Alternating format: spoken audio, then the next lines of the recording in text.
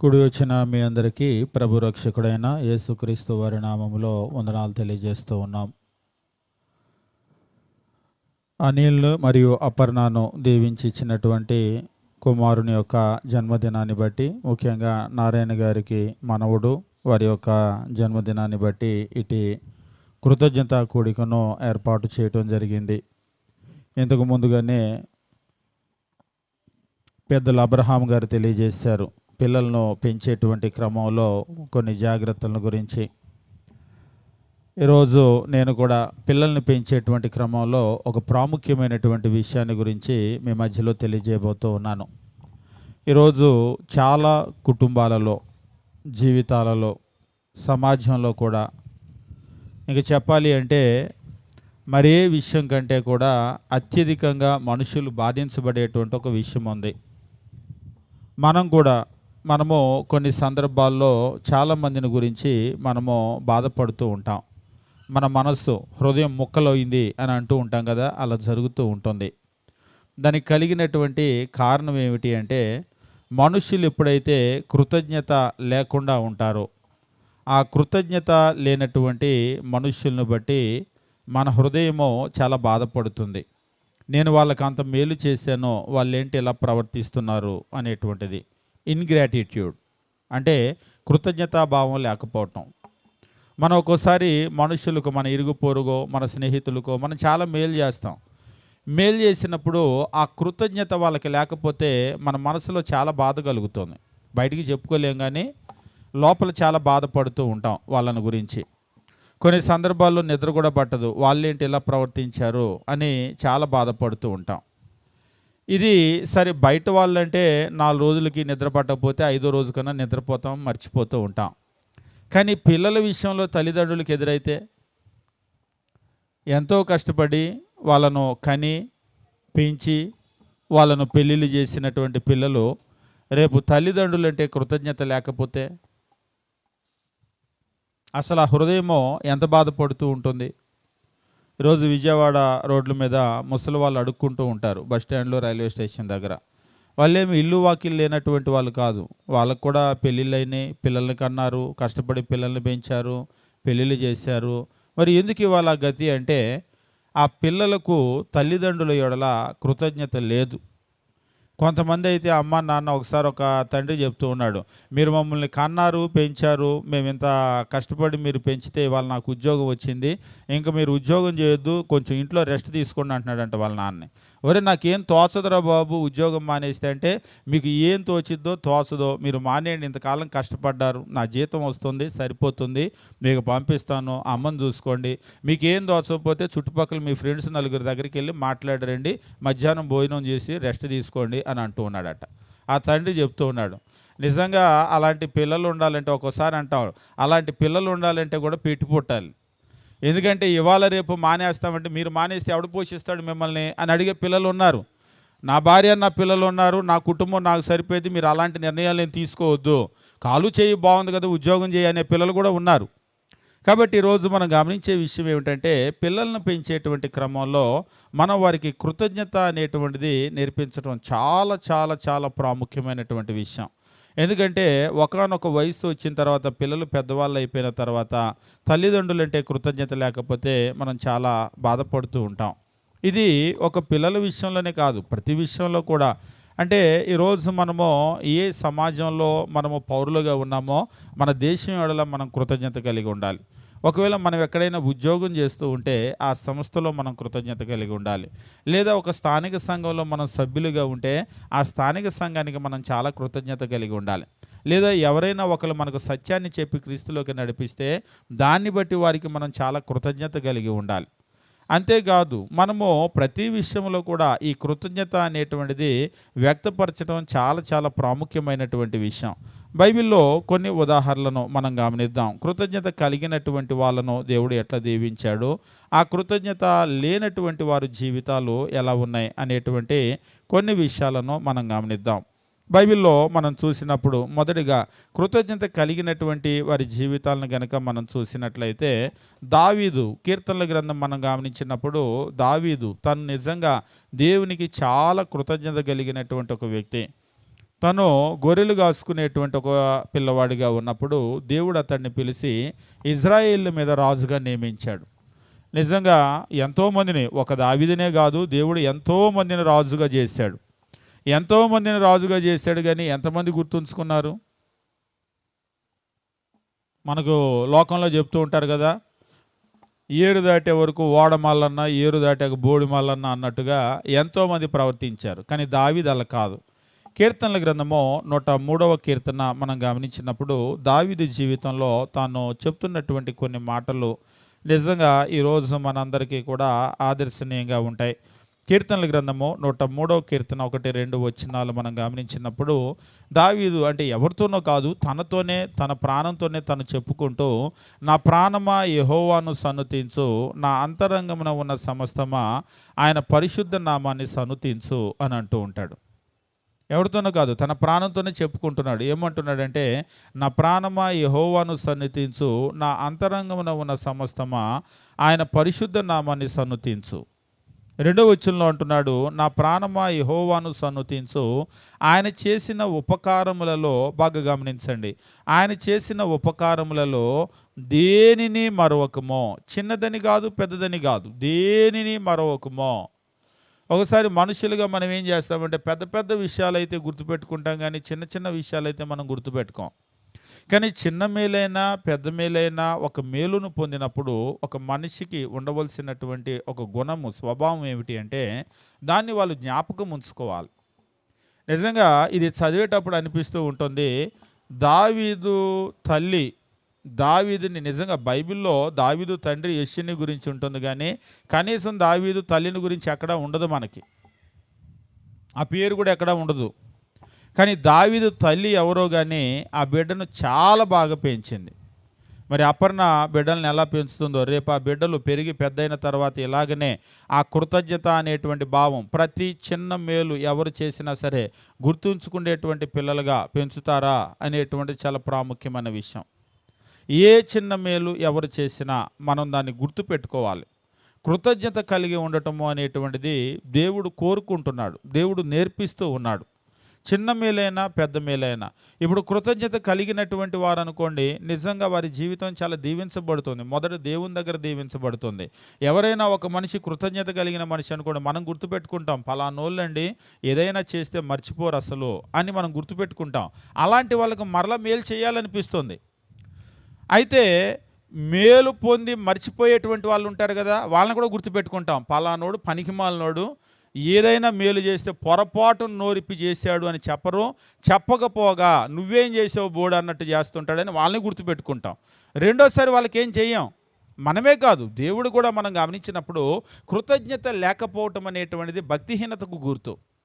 మనం ఏదైనా ఒక మేలును పొందినప్పుడు దేవుని యెడల కృతజ్ఞత కలిగి ఉండాలి. దావీదు ఇక్కడ అదే తెలియజేస్తున్నాడు. ఏమంటున్నాడంటే, నా ప్రాణమా యెహోవాను సన్నుతించు, నా అంతరంగమున ఉన్న సమస్తమా ఆయన పరిశుద్ధ నామాన్ని సన్నుతించు, నా ప్రాణమా యెహోవాను సన్నుతించు, ఆయన చేసిన ఉపకారముల్లో దేనిని మరొకమో అని చెప్పేసి అంటున్నాడు. నిజంగా ఈ దావీదు దేవుని యెడల ఎంత కృతజ్ఞత కలిగి ఉన్నాడు అనే దానికి ఒక చిన్న ఉదాహరణ చెప్పి నేను ముందుకు వెళ్తాను. ఇజ్రాయేలీల్లో దేవుడు ఇజ్రాయేలీల్ని ఐగుప్తు దేశం బానిసత్వం నుంచి బయటకు తెచ్చినప్పుడు వారికి పాలు తేనెలు ప్రవహించే ఒక గొప్ప దేశాన్ని ఇచ్చాడు. ఇంకా చెప్పాలి అంటే ప్రపంచంలో ఉన్నటువంటి ది బెస్ట్ ల్యాండ్ అనమాట. The best. ఎట్లా మనము ది బెస్ట్ అని అంటూ ఉన్నామంటే, ప్రాచీన కాలంలో ఏ దేశమైనా సరే ద్రాక్షలు పండుతుంది అంటే అది చాలా దీవించబడినటువంటి భూభాగం. ఈవేళ మనకి ఎన్నో ఫ్రూట్స్ ఉంటాయి, పండ్లు ఎన్నో ఉంటాయి, కానీ అందులో ద్రాక్షకు ప్రత్యేకమైనటువంటి స్థానం ఉంటుంది. ఒకటి ద్రాక్ష, 2 దానిమ్మ. ఈ రెండు కూడా హ్యూమన్ హెల్త్కి చాలా చాలా ముఖ్యమైనటువంటివి. ఏ దేశంలో అయితే ద్రాక్ష పండుతుందో ఆ దేశంలో ప్రజల యొక్క ఆయుష్ కాలం చాలా ఎక్కువగా ఉంటుంది. అంటే ద్రాక్షను వాడినా దానిమ్మను వాడినా ఆరోగ్యం చాలా బాగుంటుంది, ఆయుష్ కూడా చాలా బాగుంటుంది.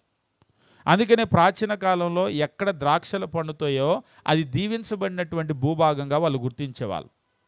అయితే ఇజ్రాయెల్ దేశం మనం గమనించినప్పుడు ద్రాక్ష, దానిమ్మ, వాళ్ళు అక్కడ వేగు చూడటానికి వెళ్ళినప్పుడు ఏం పట్టుకొచ్చారు అంటే ఆ దేశము బెస్ట్ ల్యాండ్ అనే దానికి రుజువేంటి? తాటికాయలు కొబ్బరికాయలు ఎందుకు పట్టుకొని రాలేదన్నాడు ఒకసారి ఒక ఆయన. తాటికాయలు కొబ్బరికాయలు కాస్తే అది దేశం దీవించబడిన దేశం అని గుర్తు కాదు. ఏ దేశంలో అయితే ద్రాక్షలు కాసినాయో, ద్రాక్షలు ఉన్నాయో ఆ దేశము దీవించబడిన దేశము.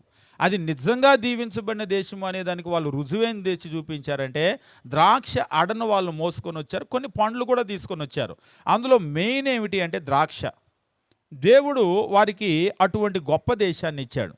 ఆ గొప్ప దేశాన్ని ఇచ్చినప్పుడు ఆ దేవుని నిజంగా వాళ్ళు ఎంత గుర్తుపెట్టుకోవాలి? ఆ దేవుడిని ఎంత గుర్తుపెట్టుకోవాలి? అయ్యా, నిజంగా మేము బానిసలుగా మట్టి పిసుకునే మేము ఈవేళ ఒక సొంత ఇంట్లో ఉంటున్నామంటే నీ పుణ్యము. ఈవేళ మేము ఇలాంటి కట్టనటువంటి ఇల్లు, నాటనటువంటి ద్రాక్ష తోటలు మేము అనుభవిస్తున్నామంటే అది నీ పుణ్యమో అని ఆ దేవుడిని బ్రతికినంత కాలము వాళ్ళు కృతజ్ఞత చెల్లించవలసినటువంటి వాళ్ళు, చివరికి మనం గనక పోవయ్య బోడి మల్లన్న అన్నట్టు ఆయన ఇచ్చింది ఏముందిలే అన్నట్లుగా ఆ దేవుడిని మర్చిపోయి ఇతర దేవుళ్ళను దేవతలను ఆశ్రయించారు.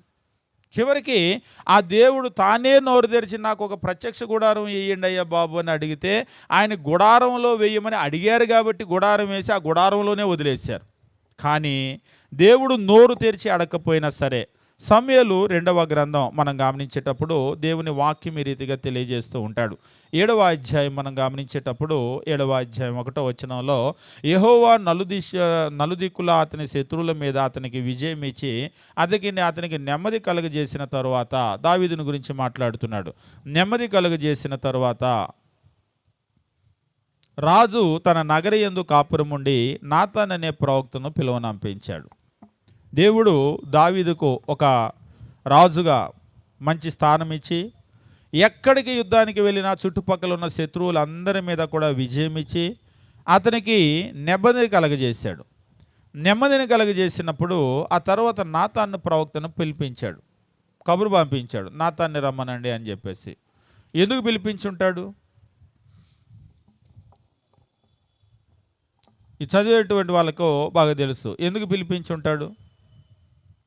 2వ వచనంలో, నేను దేవదారు మ్రానుతో కట్టిన నగరి యందు వాసము చేయుచుండగా దేవుని మందసము డేరాలో నిలిచి ఉన్నది కదా. నేను దేవదారు మ్రానుతో కట్టిన నగరి యందు నేను వాసం చేస్తున్నాను. గొర్రెలు కాసుకునే కుర్రోడిని నేను వచ్చి దేవదారు మ్రానుతో కట్టినటువంటి నగరిలో, ప్యాలెస్లో, రాజభవనంలో నేను ఉంటున్నాను. అలాంటిది నన్ను ఇక్కడికి తీసుకొని వచ్చిన దేవుని మందసం డేరాలో ఉంది, ఏమిటిది అని ఆయన ఆలోచన అడిగాడు ప్రవక్తని. నేను అల్పుడనైనటువంటి నన్నేమో దేవుడు ఇంత పెద్ద ప్యాలెస్లో పెడితే, అసలు నన్ను ఇక్కడ కూర్చోబెట్టించినటువంటి దేవుడు ఇంకెంత గొప్ప ప్యాలెస్లో ఉండాలి. కానీ ఆయన మందస్సమేమో డేరాలో ఉంది, ఏమిటిది అని చెప్పేసి అన్నాడు. అంటే దాని అర్థం ఏంటంటే, ప్రవక్తను ఒక సలహా అడుగుతున్నాడు. మరి ఏంటిది ఇది, దీనికి నేనేం చేయాలి అని చెప్పేసి అడుగుతున్నాడు.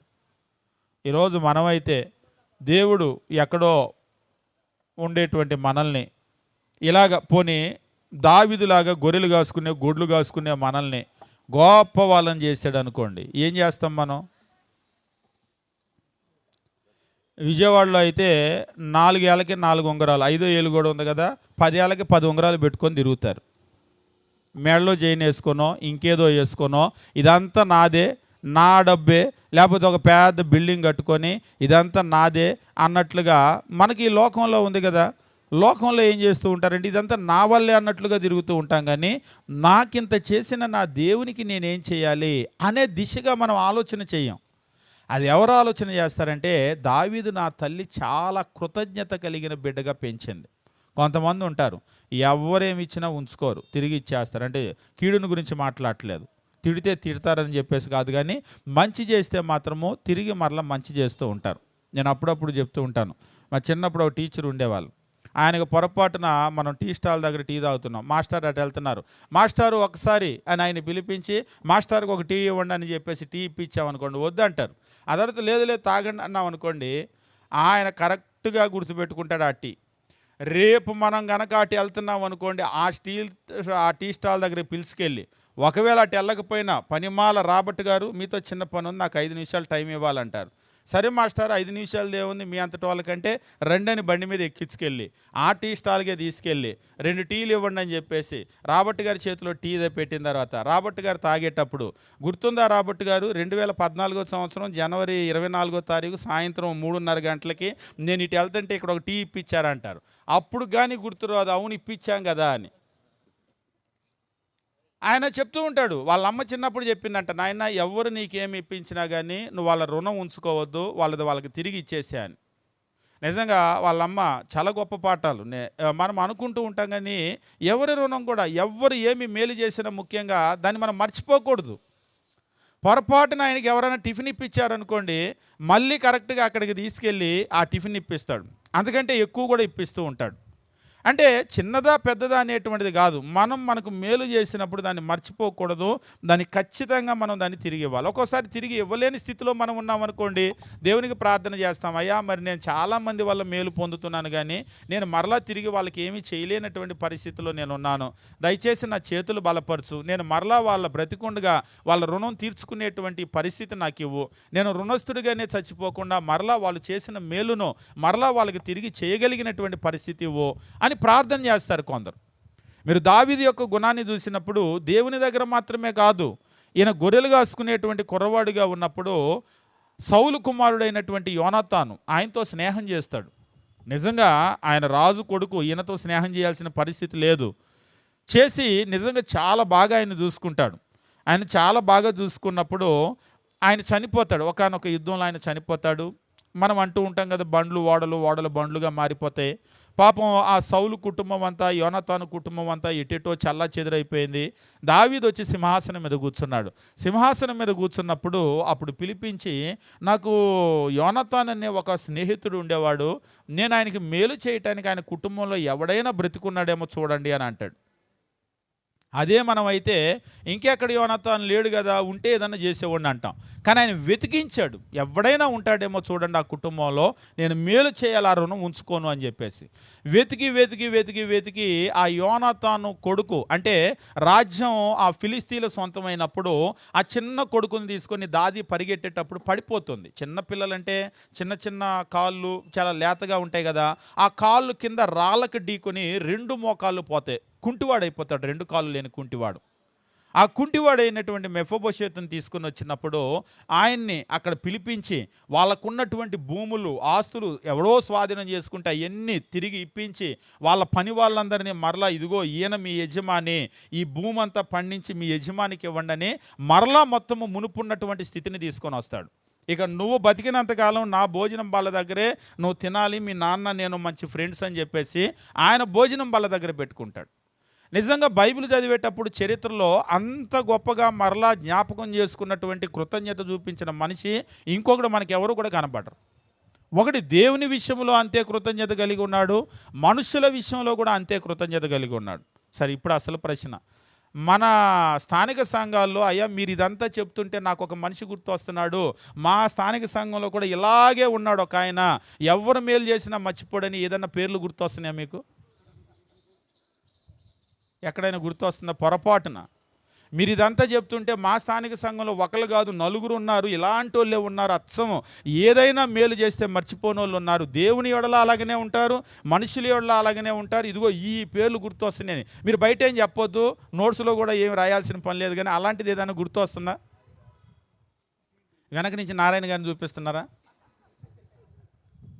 నిజంగా అది చాలా మంచి స్వభావం, ఎందుకంటే అది ఒకలో ఇద్దరో కాదు. నేను చెప్పేది ఏంటంటే దేవుని బిడ్డలం అంటే మనలో ప్రతి ఒక్కరిలో అటువంటి స్వభావం ఉందనుకోండి, నిజంగా లోకం మన దేవుడిని ఎంత స్తుతిస్తుంది. నిజంగా ఆయనండి దేవుడు, వాళ్ళండి ఇది దేవుని పిల్లలంటే ఆ దేవుడు ఎంత బాగా నేర్పుతున్నాడో కానీ చేసిన మేలు మర్చిపోరండి ఆ ప్రజలని. ఆ గౌరవం మనకు కాదు, ఆ ఘనత మనకు కాదు, మన దేవునికి దక్కుతుంది. ఇవాళ రేపు ఎట్లున్నారో నేను నెగిటివ్ షేడ్లో చెప్తాను, ఇక కాసేపు దావీదును పక్కన పెట్టండి. ఇవాళ రేపు పరిస్థితి ఎట్లా ఉందంటే, ఏదైనా ఒక మేలు కనుక చేస్తే, ఒక మేలు కాదు మీరు ఎంత మేలైనా చేయండి, చివరికి ఒకసారి ఒకళ్ళు అన్నారు, అయ్యా ఇవాళ రేపు ప్రార్థనకు వచ్చే వాళ్ళంతా పాముల్లాగా ఉన్నారంట, పాలు పోసే తాగి బుస కొట్టేటట్టుగా ఇవాళ రేపు అందరూ ఎట్లా ఉన్నారంటే ఎంత మేలు చేస్తే అంత మేలు వాళ్ళు పొంది పోని దాని పాటినది అది వెళ్ళిపోతే పర్లేదు, కరిసి వెళ్ళిపోతే ఎట్లుంటుందో అలా కీడు చేసి వెళ్తున్నారండి. ఎవరికన్నా కీడు మనం మేలు చేయాలంటే భయం వేస్తుంది అంటున్నారు. ఎక్కడైతే పాముకు పాలు పోసి తిరిగి కరిసిద్దో అలాగే ఎవరికన్నా మేలు చేస్తే తిరిగి కాటేసి వెళ్ళేటట్టుగా ఉంటున్నారు. ఎవరితో పెట్టుకోవాలని మేము అనుకోవటం లేదు అన్నట్లుగా నిజంగా ఈవేళ మనుషులు మరి ఒక్కొక్కసారి అనిపిస్తూ ఉంటుంది, వీళ్ళు అసలు ప్రార్థనలకు వచ్చి ఏమి నేర్చుకుంటున్నారు అని చెప్పేసి మనకు అనిపిస్తూ ఉంటుంది. లోకంలో కనుక చూసామనుకోండి, లోకంలో అలాగనే అసలు దేవుడు అనేటువంటి మాటకు వాళ్ళు కృతజ్ఞతే చూపించరు. దేవుడు అంటే వాళ్ళ కృతజ్ఞత లేదు.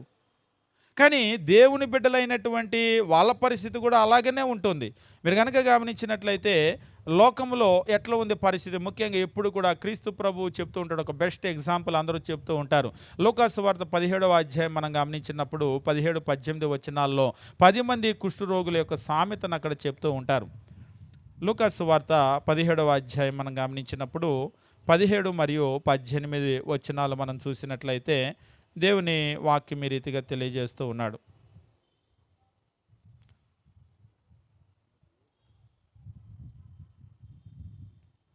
17వ అధ్యాయము 17-18 వచనాలు. అందుకు యేసు 10 మంది శుద్ధులైరి కారా, ఆ 90 ఎక్కడ?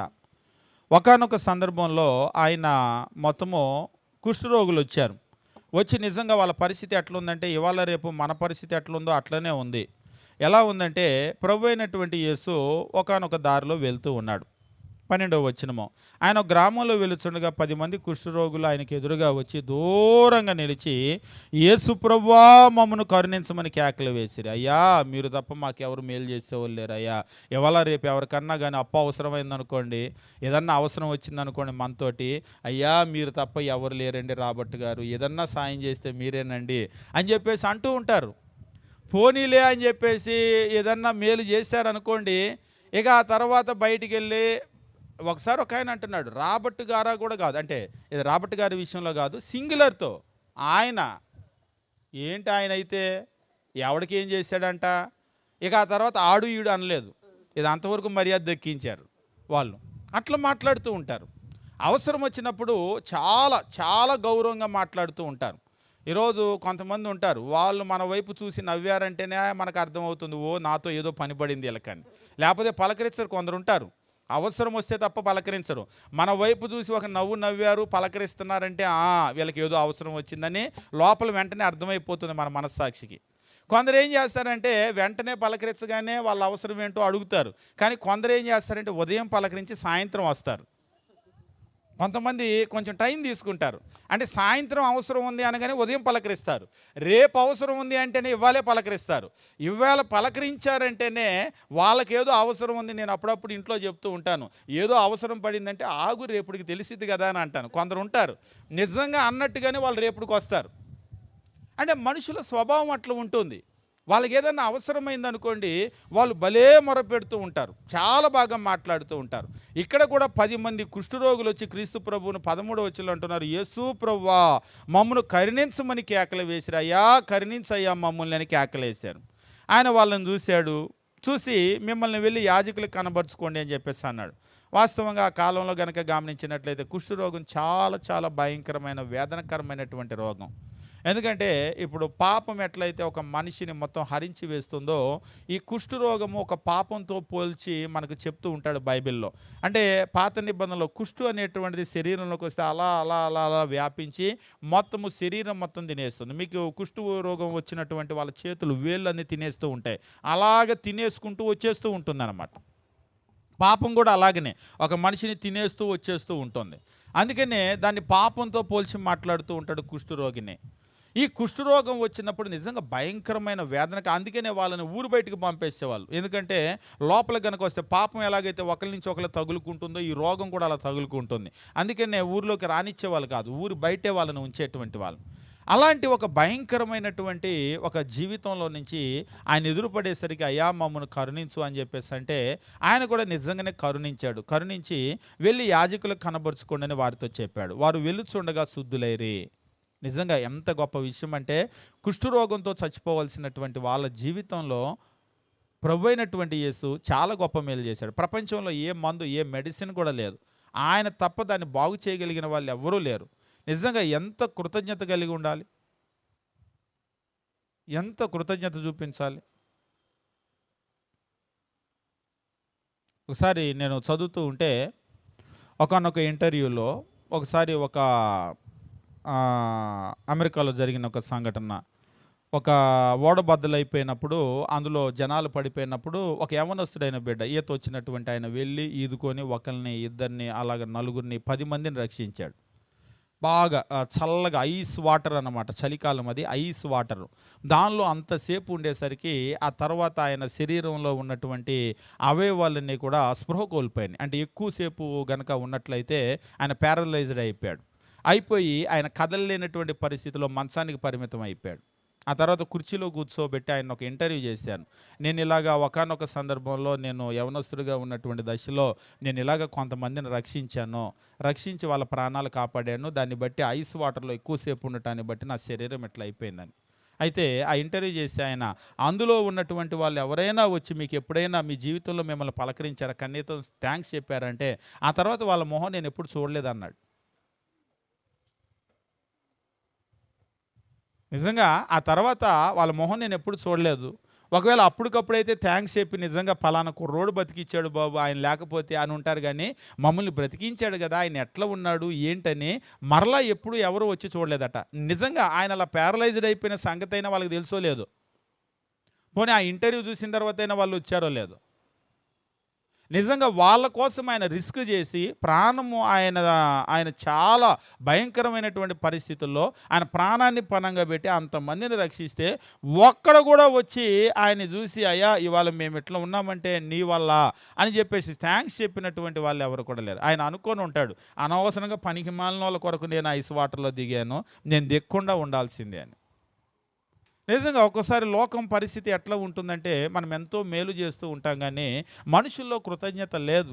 ఈరోజు మనుషుల్లో అలాగ లేదు.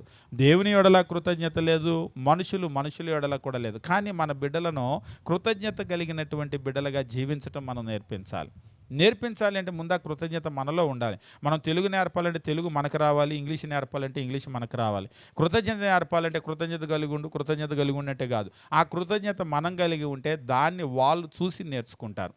కాబట్టి ఇక్కడ మనం గమనించేది, ప్రభు అయినటువంటి యేసు జీవితంలో కూడా గమనించినప్పుడు 10 మందిని బాగు చేస్తే వారిలో ఒకడు స్వస్థత కలుగుడు చూచి గొప్ప శబ్దంతో దేవుని మహిమపరచుచు తిరిగి వచ్చి ఆయనకి కృతజ్ఞాస్తుతులు చెల్లించుచు ఆయన పాదముల యొద్ద సాగిలపడెను. ఇది గొప్ప మాట. ఆయన పాదముల యొద్ద సాగిలపడెను. రిటర్న్ రావటం మాత్రమే కాదు, వచ్చి ఆయన పాదాల దగ్గర చేరాడు. పాదముల యొద్ద సాగిలపడెను. ఆ తర్వాత నిజంగా ఆ నేరేషన్లో అంటే అందులో ఉన్నటువంటి బ్యూటీ ఏమిటంటే ఆ చివరి పదంలో వాడు సమరయుడు అని చెప్తున్నాడు. ఆ పాదాల దగ్గరకు వచ్చినటువంటి వాడు ఎవడంటే ఒక అన్యుడు. అంటే ఒక అన్యుడు నేర్చుకున్నటువంటి కృతజ్ఞత మిగిలిన వాళ్ళందరూ యూదులు కదా, మరి దేవుని బిడ్డలు కదా. దేవుని బిడ్డలేమో కృతజ్ఞత లేకుండా పోయారు వాళ్ళందరూ. కానీ ఒక అన్యుడు వచ్చి థ్యాంక్స్ చెప్తూ ఉన్నాడు ఆయనకి. ఒక్కొక్కసారి నిజంగా లోకంలో అన్యులు చాలా కృతజ్ఞత కలిగి ఉంటారు, కానీ దేవుని బిడ్డలు మనం దాన్ని నేర్చుకోం. అది ఆశ్చర్యంగా ఉంటుంది. అంతేకాదు మనం బైబిల్లో చూసేటప్పుడు బైబిల్ కృతజ్ఞత కలిగిన వాళ్ళు ఎట్లా దీవించబడ్డారో చెప్తూ ఉంటాడు, కృతజ్ఞత లేనటువంటి వాళ్ళు ఎట్లా నాశనం అయిపోయారో చెప్తూ ఉంటాడు. మనము పాత నిబంధన గ్రంథంలో దావీదు జీవితంలో మనము చదివేటప్పుడు దావీదు జీవితంలో నాబాల్ అనేటువంటి ఒక మొరటువాడు వస్తూ ఉంటాడు. ఆ పేరుకు తగ్గట్టే వాడు మొరటోడు అని చెప్పేసి అంటూ ఉంటుంది భార్య కూడా. మీకు జ్ఞాపకం ఉందా? సమూయేలు మొదటి గ్రంథం మనం గమనించేటప్పుడు సమూయేలు మొదటి గ్రంథం 25వ అధ్యాయంలో నాబాల్ అనేటువంటి ఒక మనిషిని గురించి మనం చూస్తూ ఉంటాం. మొత్తానికి చివరికి ఆయన ముగింపు ఏమిటి అని చెప్పేసి అంటే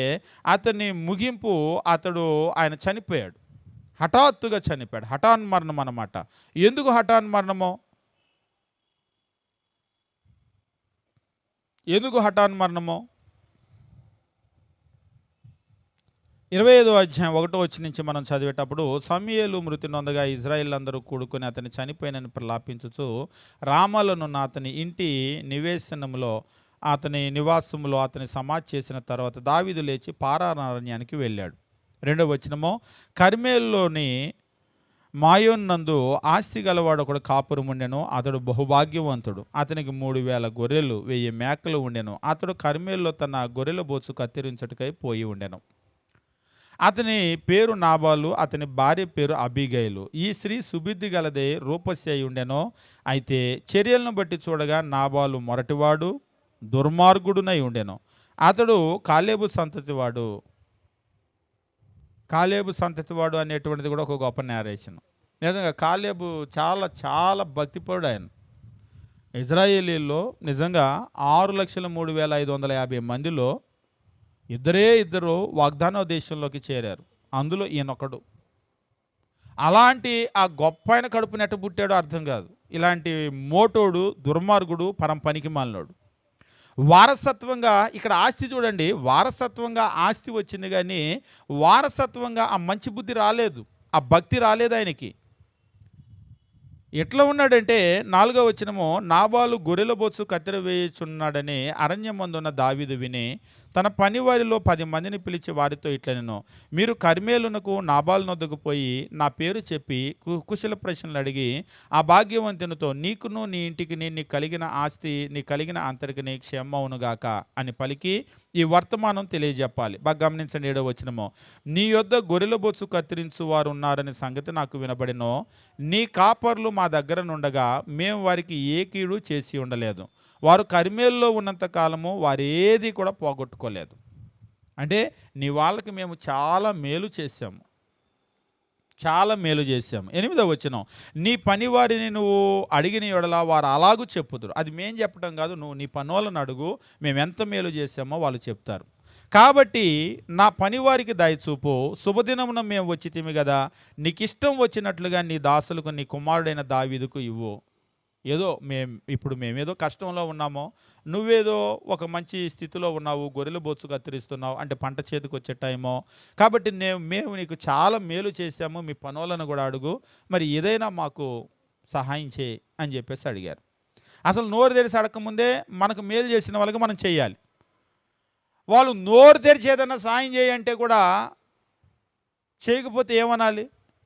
ఇప్పుడు నేను ఏమంటున్నాడంటే, అంత మేలు చేసినటువంటి వాడికి 9వ వచనం, దావీదు పనివారు వచ్చి అతని పేరు చెప్పి ఆ మాటలని నాబాలుకు తెలియజేసి కూర్చుండగా 10వ వచనం, నాబాలు దావీదు ఎవడు, యెష్షయి కుమారుడు ఎవడు అంటే వాడి బాబు ఎవడు, ఇది మన భాషలో చెప్పాలంటే ఆడెవడు, ఆడి బాబు ఎవడు. యెష్షయి అంటే వాళ్ళ నానేగా. యెష్షయి ఎవడు? తమ యజమానులు విడిచి పారిపోయిన దాసులు ఇప్పుడు అనేకులు ఉన్నారు. ఇలాంటి ఊరొదిలిపెట్టి పారిపోయిన వాళ్ళు చాలామంది ఉన్నారు, అనేకులు ఉన్నారు.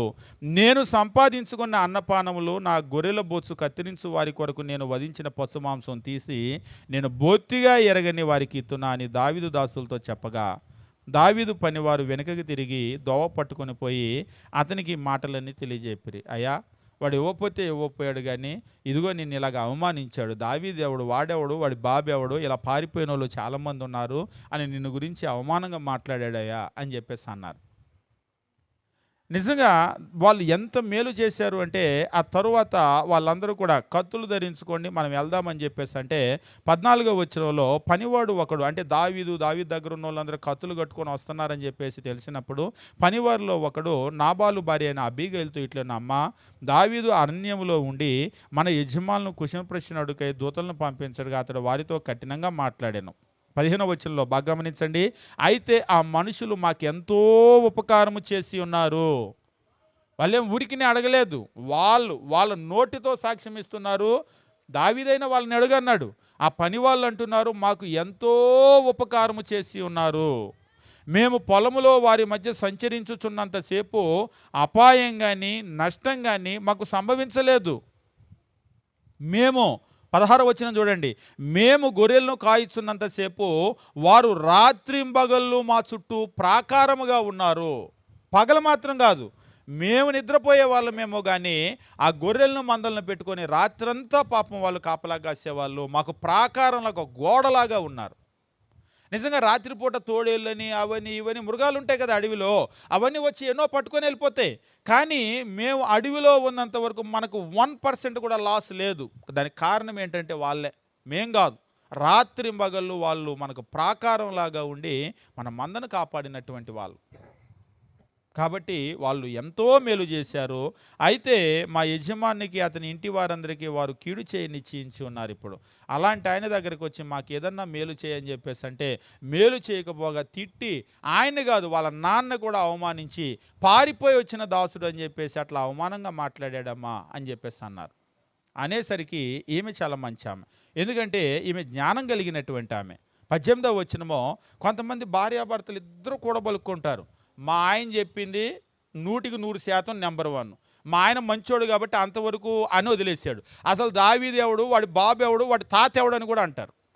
కొంతమంది ఉంటారు. మగవాళ్ళ దగ్గర అంతటితో పోయిద్ది, ఆడవాళ్ళ దగ్గరికి వచ్చారనుకోండి ఇంకో 4 ఆకులు ఎక్కువ చదివి ఉంటారు వాళ్ళు. కొంతమంది భలే కూడా పలుక్కుంటారు. భర్త ఏ పనికి మాలిన పని చేస్తాడో దానికి 100% మద్దతు ఉంటుంది వాళ్ళకి. కానీ ఈ అబీగైల్ అలాంటిది కాదు. అంటే దానికి ఒక మంచి ఎగ్జాంపుల్ ఏంటంటే క్రొత్త నిబంధన గ్రంథంలో మనకు 5వ అధ్యాయంలో అపోస్తుల కార్యాలు 5వ అధ్యాయంలో కనబడతారు. గుర్తొచ్చేసింది మీకు, అననీయ సప్పీరా. నిజంగా అప్పుడప్పుడు అనిపిస్తూ ఉంటుంది, నిజంగా ఆ భార్య లాంటి అబీగైల్ లాంటి బుద్ధి కలిగి ఉండాయా మనం అట్లా చేయొద్దని భర్తకు చెప్పుంటే ఇద్దరి ప్రాణం దక్కేది. అక్కడ ఇద్దరు ప్రాణం పోవటానికి కలిగినటువంటి కారణం ఏమిటి అంటే ఆ భార్య కూడా కూడబలుక్కుంది అక్కడ. అప్పుడప్పుడు చెప్తూ ఉంటాం, భర్త ఒకవేళ బుద్ధి లేనోడైతే భార్య బుద్ధి చెప్పాలి, భార్య బుద్ధి లేనిదైతే భర్త బుద్ధి చెప్పాలి. ఇద్దరు కలిసి చక్కగా మంచి మార్గంలో నడవాలి. కొంతమంది ఏం చేస్తారంటే ఇద్దరు చక్కగా కూడబలుక్కొని ఇద్దరు కూడా బుద్ధి లేని వాళ్ళుగా నడుచుకుంటూ ఉంటారు. దయచేసి అలా చేయకూడదు. అప్పుడు ఇద్దరు బుద్ధి లేని వాళ్ళుగా నడుచుకున్నారనుకోండి, మన పిల్లలు అంతకు మించిన బుద్ధి లేని వాళ్ళుగా తయారవుతూ ఉంటారు. కాబట్టి మనము భార్యాభర్తలు మనం మంచిని నేర్చుకోవాలి, మన పిల్లలకు మంచిని నేర్పించాలి. కానీ ఇక్కడ అబీగైలు చాలా జ్ఞానం కలిగినటువంటి స్త్రీ. 18వ వచనం, అందుకు అబీగైలు నాబాలుతో ఏమీ చెప్పకుండా, భర్తకి ఏమీ చెప్పకుండా త్వరపడి 200 రొట్టెలు, 2 ద్రాక్షపు తిత్తులు, వండిన 5 గొర్రెల మాంసము, 5 మానికల వేచిన ధాన్యము, 100 ద్రాక్ష గెల్లను, 200 అంజూరపు అడలను గార్ధబాల మీద వేయించి, మీరు నాకంటే ముందు వెళ్ళిపోండి, నేను మీ వెనక నుండి వచ్చిదని తన పని వారికి ఆజ్ఞ. ఇక భర్తకి ఏం చెప్పలేదు, ఆయనకి ఏం చెప్పొద్దు, అంత మేలు చేసినటువంటి వాళ్ళకి మనం మేలు చేయాలని వెంటనే అవన్నీ కూడా అప్పటికప్పుడు గార్ధబాల మీద ఎక్కించేసి మీరు ముందు స్పీడ్గా వెళ్ళిపోండి, నేను వెనకాల వస్తాను ఆడ మనిషినని ముందు పనోలను పంపించేసింది. పనోలను పంపించేసి గార్ధం మీద ఎక్కి పర్వతపు లోయలోనికి వచ్చుచుండగా దావీదు అతని జనులు ఆమెకు ఎదురుపడి ఆమె వారిని కలుసుకొనెను. అంతకు మునుపు దావీదు నాబాలుకు కలిగిన దాని అంతటిలో ఏది పోకుండా ఈ అరణ్యములో అతని ఆస్తి అంతా నేను వ్యర్థముగా కాచుతూ వచ్చి తిని ఉపకారానికి నాకు అపకారము చేసి ఉన్నాడే అని దావీదు అనుకున్నాడు. నేను అంత కష్టపడి పగలు రాత్రి కాపలా కాస్తే మేము చేసిన ఉపకారానికి వాడు అపకారం చేస్తూ ఉన్నాడే అని దావీదు అనుకొని తెల్లారేసరికి నాబాలు ఇంట్లో ఒక మగవాడిని కూడా నేను మిగలకుండా నేను నరికేస్తానని కత్తులు కట్టుకొని వస్తున్నారు. అసలే సైన్యం వాళ్ళతో పెట్టుకున్నాడు. వెళ్ళి తెల్లారేసరికి నరికి పడేస్తాను అని దేవుని పేరట ఒట్టు పెట్టుకొని మరీ వస్తూ ఉన్నాడు. ఒకవేళ నేను ఎవడైనా మగవాడిని వదిలిస్తే, ఎవడైనా మగవాడిని కనుక మిగిలిస్తే దేవుడు నాకు ఎంత గొప్ప అపాయమైన చేయునుగా కానీ ఒట్టు పెట్టుకొని బయలుదేరాడు. తెల్లారేసరికి నిజంగా లేటు, ఈమె అబీగైలు కనుక లేటు చేస్తుంటే తెల్లారేసరికి నరికి పడేస్తుండే వాళ్ళందరినీ. అయితే అబీగైలు దావీదును కనుగొని 23వ వచనమో, గార్ధబం మీద నుంచి త్వరగా దిగి దావీదుకు సాష్టాంగ నమస్కారం చేసి అతని పాదాలు పట్టుకుని ఇట్లా, నేను నా ఏలినవాడ ఈ దోషం నాదని ఎంచు, నీ దాసురాలనైనా నన్ను మాటలాడని, నీ దాసురాలనైనా నేను చెప్పు మాటలు ఆలకించు, నా ఏలినవాడ దుష్టుడైన ఈ నాబాలను లక్ష్య పెట్టదయ్యా, మా ఆయన ఉన్నాడు కదా బహు పనికిమాలినోడు, నువ్వు ఆ మాటలేం పట్టించుకోవద్దు. కొంతమంది ఉంటారు, బుద్ధి కలిగిన వాళ్ళు ఉంటారు, మంచి ఉంటే మంచి అంటారు, చెడు ఉంటే చెడు అంటారు. వాళ్ళు ఒకవేళ తప్పు మాట్లాడినా తప్పు అంటారు. కొంతమంది చాలా కరెక్ట్గా మాట్లాడతారు, తప్పు వాళ్ళు మాట్లాడినా నిజమేనండి మా వాళ్ళు మాట్లాడిన తప్పు అని ఒప్పుకుంటారు. కొంతమంది అందులో ఏం తప్పు ఉంది అని వెనకేసుకొస్తారు, కానీ కొందరు చాలా కరెక్ట్గా మాట్లాడతారు. ఏమి మాట్లాడుతూ ఉంది, దుష్టుడైన నాబాలను లక్ష్య పెట్టవద్దు, అతని పేరు అతని గుణాన్ని సూచిస్తూ ఉంది, అతని పేరు నాబాలు, మోటుతనం అతని గుణము, నా ఏళ్ళవాడు పంపించిన పనివారయ్యా నాకు కనబడలేదు. మా ఆయన దగ్గరికి వెళ్ళారు కాబట్టి అట్లా జరిగింది, కానీ మీ పని వాళ్ళు నాకు కనబడలేదు. ఒకవేళ నాకు గనక కనబడి ఉంటే అట్లా జరిగేది కాదు. ఆ తప్పు నా తప్పని ఎంచు. నా ఏలినవాడ యెహోవా జీవంతోడు నీ జీవంతోడు ప్రాణహాని చేయకుండా యెహోవా నిన్ను ఆపాడు, నీ చెయ్యి నిన్ను సంరక్షించును అన్న మాట నిజమో, యెహోవా జీవంతోడు నీ జీవంతోడు అని ప్రమాణం చేయుచున్నాను. నీ శత్రువులను నా ఏలినవాడవైన నీకు కీడు చేయ నిర్దేశించు వారునో నాబాలు వలె ఉందురుగాక. ఏమో ఒక గొప్ప మాట చెప్తుంది చూడండి. అయ్యా నాబాలు నువ్వు ముట్టుకోవద్దు, దయచేసి అలాంటి వాళ్ళ మీద నువ్వు చేయొద్దు, ఆ రక్తం నువ్వు అంటించుకోవద్దు. ఇప్పుడు దాకా యెహోవా యుద్ధాలు చేసావు, నీకంటూ ఒక మంచి పేరు ఉంది, నువ్వు అట్లనే ఉండు. ఇలాంటి పనికి మాలిన జోలికి నువ్వు రావద్దు. దేవుడే చూసుకుంటాడు, వదిలేసే. నువ్వైతే మేలు చేశావు. నీకు కీడు చేయాలని ఎవడైనా ఉద్దేశిస్తే నీ శత్రువులు కానీ కీడు చేయాలనుకునే వాళ్ళు కానీ ఆ నాబాలు వలె ఉంటారు. అంటే నాబాలుకి ఏం జరగబోతుంది? తన భర్త అయినా సరే ఖచ్చితంగా దేవుడు శిక్షిస్తాడు. ఎందుకంటే నువ్వు మేలు చేసావు, అందరికీ తెలుసు. ఆ మేలుకు ఆయన మేలు చేయకుండా కీడు చేశాడు, కీడు చేసి అవమానించి పంపించేశాడు. కాబట్టి దేవుడు శిక్షిస్తాడులే అన్నట్లుగా మాట్లాడుతుంది. అయితే నేను నా ఏలిన వాడవగు నీ యొద్దకు తెచ్చిన ఈ కానుకను నా ఏలిన వాడవగు నేను వెంబడించు పనివారికి ఇప్పించు, నీ దాసురాలైన నా తప్పు క్షమించు అని చెప్పేసి ఆమె బతిమిలాడటాన్ని బట్టి సరే దావీదు అక్కడికి శాంతించాడు. నిజంగా అప్పుడప్పుడు అనిపిస్తుంది, ఆమె గనక ఎదురు పడకపోతే, ఆమె గనక ఆపి ఉండకపోతే ఆ రోజు దావీదు వాళ్ళందరి రక్తం చేతులు కంటించుకునేవాడు. ఆమె ఒక మాట చెప్తూ ఉంటుంది 28వ వచనం, నా ఏలిన వాడవైన నువ్వు యెహోవా యుద్ధాలను చేయుచున్నావు గనక నా ఏలిన వాడవగు నీకు ఆయన శాశ్వతమైన సంతతినిచ్చును, నీవు బ్రతుకు దినాలన్నీ నీకు అపాయం కలగకుండాను అని చెప్పేసి అంటుంది. కాబట్టి నీకెందుకయ్యా ఇలాంటి పని అని చెప్పేసి అంటుంది. ఎవరైనా నీకు కీడు చేయాలని చెప్పేసి గనక అనుకుంటే వడిసల్లో రాయి పెట్టి ఎట్లాగైతే విసురుతాడో దేవుడు వాళ్ళ ప్రాణాలు అట్లా విసిరేస్తాడు. నీ జోలుకు గనక వస్తే ఒడిసెల్లో రాయిని విసిరేసినట్లు దేవుడు వాళ్ళ ప్రాణాలను విసిరేస్తాడయ్యా, నువ్వు వాళ్ళ జోలికి వెళ్ళొద్దు అని చెప్పేసి అంటుంది. ఇక ఆ తర్వాత మనం కనుక గమనించినట్లయితే నాబాలుకు పట్టినటువంటి గతిని గురించి ఇక్కడ మనము తెలుసుకుంటూ ఉంటాం. ఇదే అధ్యాయం కింద గనక చూసినట్లయితే నాబాలుకు ఆ తర్వాత బుద్ధి వచ్చింది. అంటే ఆ తర్వాత దావీదుకు ఉన్నటువంటి వాళ్ళందరూ కూడా వాళ్ళు ఇలాంటి ఒక శపథం చేసి మగవాడెవడు కూడా మిగలకుండా వాళ్ళందరూ కూడా బయలుదేరి వస్తున్నారు అన్నటువంటి మాట తెలిసి ఆయన ఏం చేశాడంటే ఆయన గుండె పగిలి చచ్చిపోయాడు. మీరు అక్కడ చూస్తూ ఉంటారు, అంటే హార్ట్ స్ట్రోక్ అంటారు కదా, ఆ రోజుల్లోనే అది వినేసరికి గుండె పగిలి చచ్చిపోయాడు.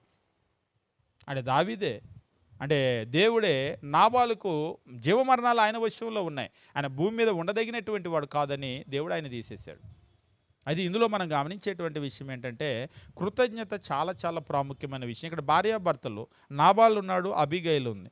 వీళ్ళిద్దరి విషయంలో మనం చూసినప్పుడు అంత మేలు చేసినా సరే అవును అంత మేలు చేశారు కదా అనేటువంటి ఒక మాట అనలేకపోయాడు. కానీ ఆ మేలును అబీగైలు గుర్తించి తిరిగి మేలు చేయడానికి ఆమె త్వరపడి వచ్చింది కాబట్టి భూమి మీద ఉన్న వాళ్ళ సంతానం అంతా కూడా మిగిలింది, లేకపోతే చాలా అపాయం కలిగి ఉండేది.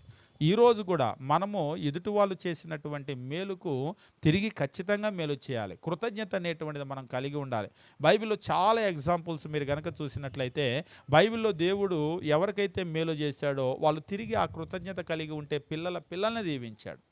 ఆ కృతజ్ఞత కనుక కలిగి ఉండకపోతే దేవుడు వాళ్ళ మీద వాళ్ళని తుడిచేశాడు, వాళ్ళ సంతానాన్ని తుడిచేశాడు. ఈరోజు కృతజ్ఞత కలిగి ఉండటం చాలా ముఖ్యమైన విషయం.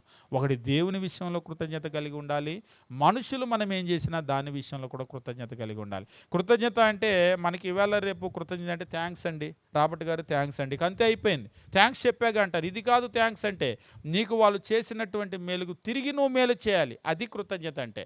అది నీ హృదయంలో లోపల నుంచి రావాలి, అంతేగాని నోటి మాటలతో థ్యాంక్స్ చెప్తే అయిపోదు. చాలామంది ఇవాళ కృతజ్ఞత అంటే ఏంటంటే నోటితో థ్యాంక్స్ చెప్తే అయిపోయిందని అనుకుంటున్నారు. అది కాదు థ్యాంక్స్ అంటే. తిరిగి మనం వాళ్ళు చేసినటువంటి మేలుకు తిరిగి మేలు చేయగలగాలి. అది చేసినప్పుడు మాత్రమే అది కృతజ్ఞత. ఒకవేళ ఆ స్థితి మాకు లేకపోతే అంటే దేవుడిని అడగండి, దేవుడు ఇస్తాడు. అయ్యా నేను చాలామంది నాకు మేలు చేశారు, నేను తిరిగి ఏం చేయలేకపోతున్నానో నాకు దయచేసి వాళ్ళ రుణం తీర్చుకునేటువంటి ఆ బలం నాకు ఇవ్వమని దేవుడిని అడగండి. నేను ఇలా రుణస్థుడిగానే మిగిలిపోతున్నాను అందరికీ, నేను తిరిగి వాళ్ళ రుణం తీర్చుకునేటువంటి ఆ శక్తిని నాకు ఇవ్వమని మనం దేవుడిని అడగాలి. మనము దేవుని రుణాన్ని అంటే ఎట్లాగూ తీర్చుకోలేం, ఏమిచ్చినా తీర్చుకోలేం. కానీ మనుషులు మనకు చేసినటువంటి మేలు విషయంలో ఆ రుణాన్ని మనం తీర్చుకునేటువంటి వాళ్ళగా ఉండాలి, రుణస్థులుగా ఉండిపోకూడదు. బైబిల్లో కూడా మనం గమనించేటప్పుడు చివరిగా ఒక వచనాన్ని చదువుకొని ముగిద్దాం. మనము రోమిలకు రాసినటువంటి పత్రిక 13వ అధ్యాయం మనం గమనించేటప్పుడు అపోస్తులైనటువంటి పౌలు రోమల్లో ఉన్నటువంటి క్రైస్తవులకు రాస్తూ ఇక్కడ ఒక విషయాన్ని తెలియజేస్తూ ఉంటాడు. రోమిలకు రాసినటువంటి పత్రిక 13వ అధ్యాయము మనం గమనించేటప్పుడు దేవుని వాక్యం ఈ రీతిగా తెలియజేస్తూ ఉంటాడు.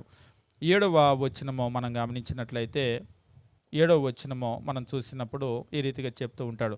కాబట్టి ఎవనికి పన్నో వానికి పన్ను, ఎవనికి సుంకమో వానికి సుంకం చెల్లించండి. ఎవని యొడల భయం ఉండాలో వాని యొడల భయము, ఎవని యొడల సన్మానం ఉండాలో వాని యొడల సన్మానము కలిగి ఉండడి. బాగా గమనించండి, అందరికీ వారి వారి రుణములను తీర్చవద్దు అన్నాడా? రుణాలు తీర్చొద్దు అన్నాడా? ఇవాళ కొంతమంది అప్పు తీసుకుంటే బాబు వాళ్ళకి దండం పెట్టాలి, అస్సలు తిరిగేవారు. నేను లోకస్తుల గురించి చెప్పడం లేదు, ప్రార్థనకు వచ్చే వాళ్ళ గురించే చెప్తున్నాను. అసలు ఆ స్వభావం ఎట్లుంటుందో అర్థం కాలేదు. పోనీ లేక ఇవ్వలేదంటే ఒకసారి ఒకరిని అడిగితే మీకు కూడా ఇవ్వాలా అంటున్నాడు. నాకు అర్థం కాలేదు, మీకు కూడా ఇవ్వాలంటే నా డబ్బులు కాదని అడిగాను. నా డబ్బులు కాదా, నేను మనిషిని కాదా, ఏది మీకు కూడా ఇవ్వాలంటే ఏంటి? నేను ఇచ్చేటప్పుడు తిరిగి ఇవ్వాలని చెప్పాను, నువ్వు సరే అని చెప్పేసి అన్నావు, మళ్ళీ మీకు కూడా ఇవ్వాలా అంటావేంటి? నేను చెప్పాను, నువ్వు రోమపత్రిక చదివినట్లేవు, నువ్వు ఇంటికి వెళ్ళి రోమపత్రిక 13:7 చదువుకోమన్నాను. నిజంగా, ఎందుకంటే మనం చెప్తే అట్లాగేనాడు, దేవుడు చెప్తే అన్న వింటాడేమోనని నువ్వు రోమపత్రిక 13:7 చదువుకో. దేవుడు ఏం చెప్తున్నాడంటే అందరికీ వారి వారి రుణాలు తీర్చివేయుడి అని చెప్పేసి అంటున్నాడు. తీర్చండి అంటున్నాడు. ఎవరికి మనం రుణపడి ఉండకూడదు. మనకి తెలిసి మనం ఎవరికి రుణపడి ఉండకూడదు. ఒకవేళ మన పరిస్థితి బాగలేదు, ఇవ్వలేని పరిస్థితిలో ఉన్నామంటే అది వేరే.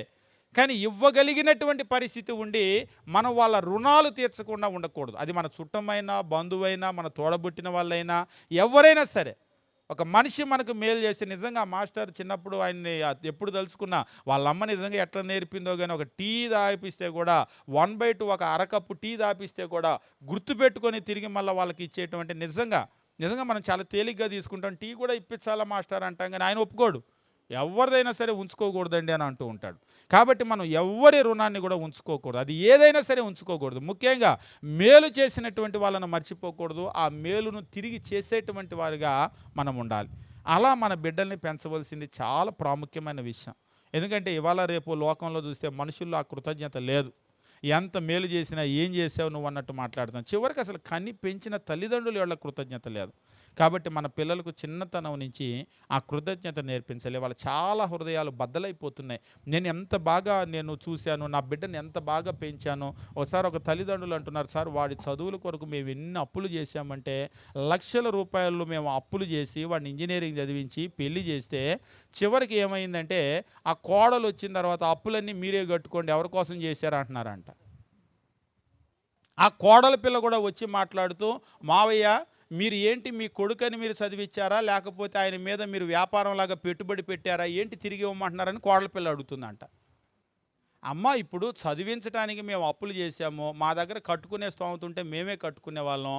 ఇప్పుడు ఆ చదివిస్తే ఉద్యోగం వచ్చింది, మేమేమన్నా మా కొరకు ఇవ్వమంటలేదుగా. మా అబ్బాయిని చదివించాము, వాడు చదువుకొని ఉద్యోగం వచ్చింది, అరే నీ అప్పు నువ్వు కట్టుకొని అంటున్నాము. అంతేగా అంటే, మావయ్య మీరు అట్లా అంటాం బాగలేదు అందంట ఆమె కూడా వచ్చి. మీరు మీ కొడుకు మీద వ్యాపారంలాగా పెట్టుబడి పెట్టినట్టు మాట్లాడుతున్నారు, ప్రేమలు అనురాగాలంటే అవి కాదు మావయ్య అందంట. అమ్మ, మీ దగ్గర ప్రేమలు అనురాగాలు ఆప్యాయతలు నేర్చుకునే స్థితిలో లేవులే తల్లి, దండమని చెప్పారంట. నిజంగా ఇవాళ రేపు పరిస్థితులు ఎట్లా ఉన్నాయంటే, మనం వాళ్ళకి చెప్పడం కాదు, వాళ్ళు మనకు వచ్చి బుద్ధి చెబుతున్నారు. ఇంకా ఏమో అందరికీ వెళ్ళి బయటికి వెళ్ళి చుట్టాలకి బంధువులు చెబుతుందంట, మా అత్తయ్య మావయ్య అండి, మా కొడుకును కొడుకులాగే చూడని బయట చెబుతుందంట చుట్టాల్లో. అంత వ్యాపారంలాగా మాట్లాడతారండి, పచ్చి డబ్బు మనుషులండి వాళ్ళని చెబుతుందంట. అసలు వాళ్ళు అంటున్నారు, నాకు నిజంగా ఆ మాటలు వింటుంటే మా గుండెలు బద్దలైపోతున్నాయండి, మా గుండెలు పిండేస్తూ ఉంది అటువంటి మాటలు వాళ్ళు మాట్లాడుతున్నారు. మేము ఎంత కష్టపడి పెంచాము, ఎంత ప్రేమగా చూసుకున్నాం, మా పరిస్థితులు ఏంటి అన్నీ తెలుసు. పోనీ ఆమంటే బయట నుంచి వచ్చిన పిల్ల అర్థం కాదు, మా ఓడికి తెలియదండి పరిస్థితులు. మేము మా స్తోమతకు మించి వాడిని చదివించాం. నిజంగా మా స్తోమత కాదది, వాడి భవిష్యత్తు బాగుండాలని మేము చేసాం. నిజంగా దేవుడు మాకు పరిస్థితి ఇస్తే మేమే కట్టుకునే వాళ్ళం. కానీ ఇప్పుడు కట్టగలిగిన పరిస్థితి లేదు బాబు, నీది నువ్వు కట్టుకో అంటే కూడా వాడికి ఉండి కట్టుకోవట్లా. వాళ్ళు అంటున్నారు, సరే వాడు కట్టాలనుకుంటే ఒక్కసారి కట్టేస్తాడండి ఆపు, మేము కట్టాలంటే కొన్ని సంవత్సరాలు కట్టాలి, కానీ వాడికి అంత ఉద్యోగం అంత జీతం అంటున్నారు. కానీ కట్టే మనసు లేదు. మీరు కట్టండి. నిజంగా ఈ మాటలు, ఈ ప్రవర్తన చూసి గుండెలు పగిలిపోతుంది పెద్దవాళ్ళకి. అదేదో ఒక రోజులో వచ్చేది. చిన్నతనం నుంచి మనం ఆ పద్ధతి వాళ్ళకి నేర్పించాలి, ఆ కృతజ్ఞత నేర్పించాలి. కనిపెంచినటువంటి వాళ్ళ పట్ల ఎట్లా కృతజ్ఞత కలిగి ఉండాలి, మన చుట్టూ ఉన్న సమాజం పట్ల ఎట్లా కృతజ్ఞత కలిగి ఉండాలి, దేవుని యొడల ఎట్లా కృతజ్ఞత కలిగి ఉండాలి. ఎందుకంటే కృతజ్ఞత కలిగినటువంటి సమాజం ఈరోజు అవసరం. ఒక మంచి పౌరులు మన దేశానికి అవసరం. ఎదుటి వాళ్ళకు మేలు చేసేటువంటి వాళ్ళు అవసరం. అంతేగాని మేలును పొంది కూడా నా వాళ్ళలాగా నువ్వెవడు నీ బావెవడు అన్నట్టుగా మాట్లాడకూడదు. అసలు ఆ మాటలు వింటే ఆ దావీదు నిజంగా ఎన్ని భక్తి కలిగిన కీర్తనలు రాశాడండి. ఆయనకి ఎంత కోపం వచ్చిందో చూడండి. నిజంగా ఇటువంటి కోపం దావీదులో ఎప్పుడు చూడం. ఆ రోజు మాత్రమే అంటాడు, నాబాలు కుటుంబంలో ఒక మగవాడు గనక మిగిలితే దేవుడు నాకు ఎంత గొప్ప అపాయమైనా చేయనుగా కానీ బయలుదేరాడు. దావీదు అంత భక్తి కలిగిన ఆయనకి అంత కోపం ఎప్పుడు రాలేదు. అప్పుడే మనం చూస్తాం ఆయనలో అంత రౌద్రం. అంటే కొంతమంది చాలా టాలెంటెడ్, కోపం రానోళ్ళకి కూడా కోపం రప్పిస్తారు. వాళ్ళు ఎట్లా మాట్లాడతారో కానీ కోపం రానోడికి కూడా కోపం వచ్చింది. ఈ నాబాలు అలాంటి స్పెషలిస్ట్ అనమాట. అట్లా ఉండకూడదు మనం. కాబట్టి మనం కృతజ్ఞత కలిగినటువంటి బిడ్డలుగా ఉండి ఆ కృతజ్ఞత నేర్చుకొని ఆ కృతజ్ఞత ఎదుటి వాళ్ళకు నేర్పేటువంటి వాళ్ళుగా ఉందాం. దేవుడు ఇచ్చినటువంటి మన పిల్లల్ని చక్కగా పెంచుదాం. దేవుడు మనల్ని మన కుటుంబాలను దీవించునుగాక. ముఖ్యంగా అనిల్ కాపర్నాకి ఇచ్చినటువంటి బిడ్డలను అలాగ గొప్ప కృతజ్ఞత కలిగినటువంటి బిడ్డలుగా పెంచాలని మనం అందరం కోరుకుందాం. మీ అందరికీ వందనాలు తెలియజేస్తూ ముగిస్తూ ఉన్నాం.